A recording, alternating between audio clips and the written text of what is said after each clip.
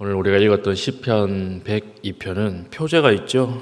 표제. 어떤 표제입니까? 이 전체 시의 내용을 말해주는 것이 표제입니다. 어떤 내용이죠? 고난당한 자가 이렇게 시작합니다. 고난에 관한 시편이에요. 그리고 이런 사람이 마음이 상하여, 마음이 상한 자의 시편이죠. 그리고 그의 근심을 여호와 앞에 토로하는 기도, 근심하는 것에 대한 시편입니다. 그러니까 우리가 살면서 피하고 싶다, 이건 이제 다 있는 거예요, 이 안에. 그러니까 표제 자체가 세 개가 연달아 오죠. 고난당한 자가 마음이 상하여 그의 근심을 여호와 앞에 토로하는 기도. 그래서 1절 2절 바로 하나님 나를 좀 돌아봐 주십시오. 내가 귀 기울여 주십시오. 내가 부르시는 날에 속히 응답해 주십시오. 이렇게 시작하고 있습니다. 신이 당한 고통이 무엇입니까? 읽어보면 참 나에게도 이런 일이 있지 않았는가, 이런 사람이 있을 거예요. 3절 보십시오. 내 날이 연기같이 소멸하며 내 뼈가 숯같이 탔음이니이다. 얼마나 고통받았으면 뼈가 숯같이 탔습니다, 이렇게 고백할 수 있겠습니까? 이런 사람이 있을 거예요. 큰 수술을 이제 앞두고 있는 사람이나 큰 병에 걸린 사람이나 아니면 도저히 일어날 수 없을 것 같은 생의 파도를 겪은 사람들, 정말 이 말이 이해가 됩니다.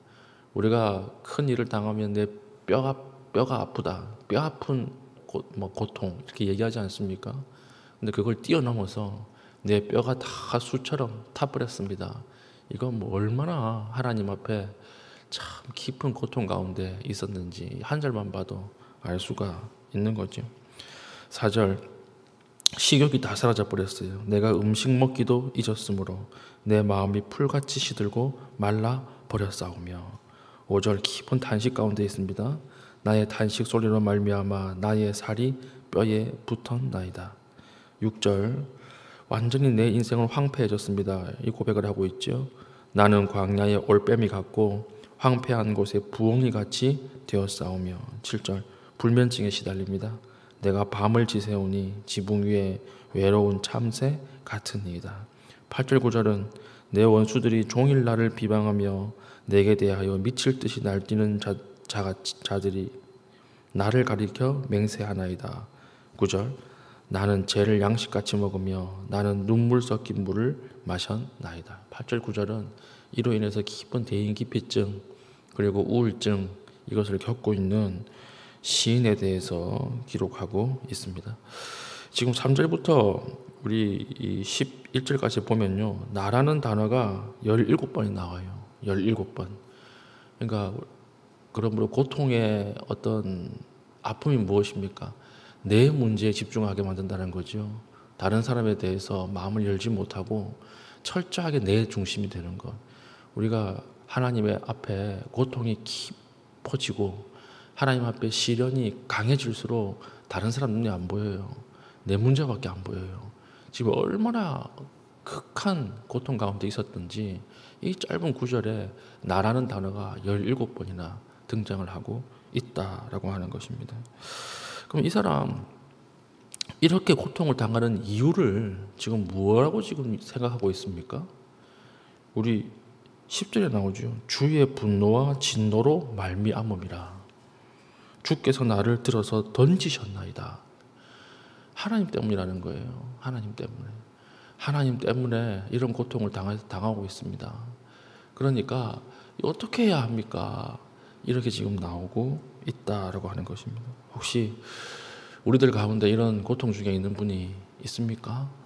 이분들 정말 이 시인의 마음을 이해할 수 있을 거예요. 그러면 우리 11절까지 봤을 때 여기에 하나님의 은혜가 있을까요, 없을까요? 지금 하나님의 은혜는 완전히 다 사라져버린 것처럼 보이죠. 하나님의 은혜는 끝났고 이 사람은 살지 죽을지도 모르겠다, 지금 이런 상황 가운데 있는 것처럼 보이죠. 그런데 깊이 이 시편을 묵상하면 이 안에 하나님의 은혜가 있어요. 은혜가 뭔 줄 아십니까? 1절입니다. 여호와여 내 기도를 들으시고 나의 부르짖음을 주께 상달하게 하소서. 2절도 마찬가지죠.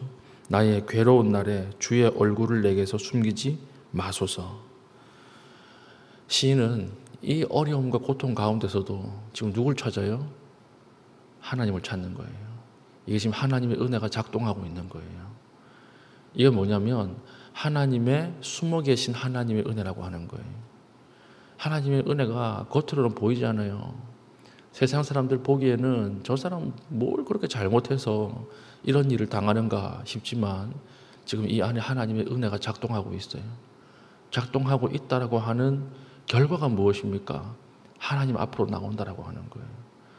아무것도 붙잡을 것이 없을 때 그래도 하나님 앞으로 나온다는 거, 이것이 지금 은혜가 작동하고 있을 때라고 하는 것을 강하게 보여주고 있습니다. 그러면 이 사람 문제 해결돼요. 아이의 최선은 무엇입니까? 부모를 부르는 거예요. 아이에게 열심히 해라, 최선을 다해라, 이 의미 없습니다. 아이에게 가장 최선은 부모에게 이야기하는 거예요.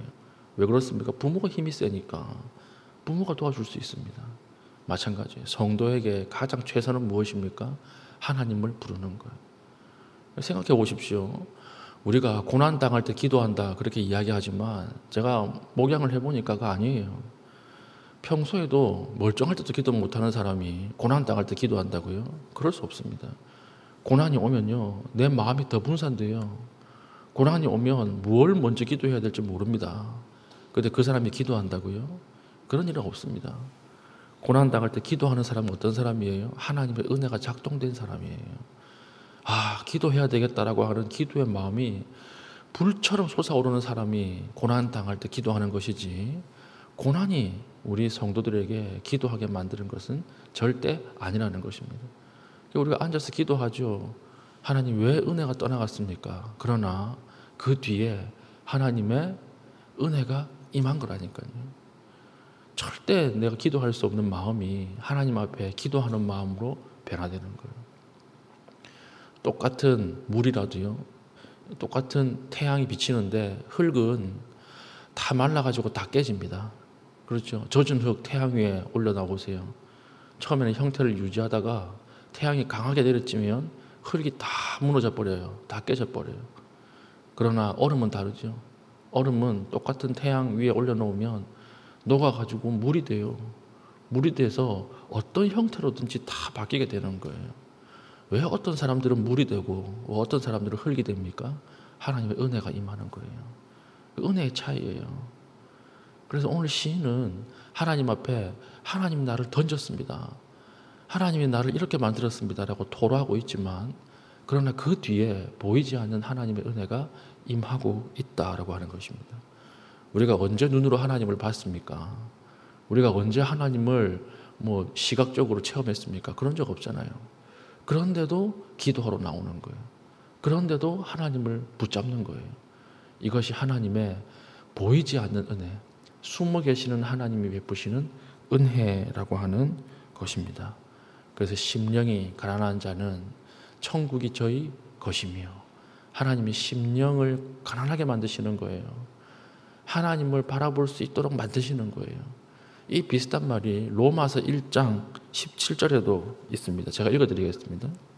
로마서 1장 17절, 우리가 잘 외우고 있는 구절인데, 복음에는 하나님의 의가 나타나서 믿음으로 믿음에 이르게 하나니 기록된 바 오직 의인은 믿음으로 말미암아 살리라 함과 같으니라. 여기에 보면 복음 안에는 하나님의 의가 나타나서 믿음으로 믿음에 이르게 한다, 이렇게 되어 있죠. 이거는 믿음으로 시작해서 믿음으로 가게 만든다라고 하는 거예요. 지금 이 믿음이 그 다음 믿음의 단계, 디딤돌이 된다라고 하는 것입니다. 그러니까 우리가 믿음을 밟고 그 다음 믿음으로 넘어가게 만들고, 이 믿음을 밟고 그 다음 믿음으로 넘어가게 만들어서 마지막에 최종적인 믿음으로 이르게 만든다라고 하는 뜻입니다. 마찬가지예요. 오늘 이 시인이 당하는 고난도 지금 이 고난을 딛고 그 다음에 하나님을 바라보게 만드는 은혜로 나가게 만드는 거예요. 이게 하나님의 숨어 계시는 은혜의 작동이에요. 우리에게 지금 기도하는 중에 하나님, 내 기도는 왜 이렇게 들어주지 않습니까? 하나님, 내 기도는 왜 이렇게 응답이 더딥니까? 정말 하나님이 이 기도를 응답하시는 날이 있을까요? 자녀의 문제나 건강의 문제나 기업의 문제나 관계의 문제에 있어서 하나님이 도저히 이 기도를 안 듣고 계신 것처럼 느껴지죠? 그렇지 않아요. 지금 여러분 이 자리에 나왔다는 것 자체가 하나님의 은혜가 작동하고 있는 거예요. 곧 여러분들 기도가 응답이 될 것이고 곧 여러분들 하나님 앞에 찬송으로 탄식이 바뀌게 될 줄로 믿습니다. 우리 힘내십시다. 우리가 기도할 때 참 기도가 응답되지 않아서 아니면 깊은 고통 가운데 하나님을 부르고 기도하는 우리 안에서도 이 기도가 응답이 될까 싶지만 오늘 말씀을 통해서 오늘 우리에게 주시는 하나님의 메시지입니다. 듣고 있다라고 하는 거예요. 그래서 우리가 기도할 때 더 담대하게 기도하고 하나님의 그 숨어있는 은혜를 발견할 수 있는 믿음의 신실한 주의 백성 될 수 있기를 축복합니다. 아멘. 기도하겠습니다. 이 시간 기도할 때 하나님 고통 중에 주의 이름을 부릅니다. 괴로울 때 주님 얼굴 보게 하여 주시고 주님 그 이름대로 우리를 구원하여 주시옵소서. 기도하신 이후에 개인적인 기도의 제목 가지고 기도하시고 자유롭게 돌아가시겠습니다.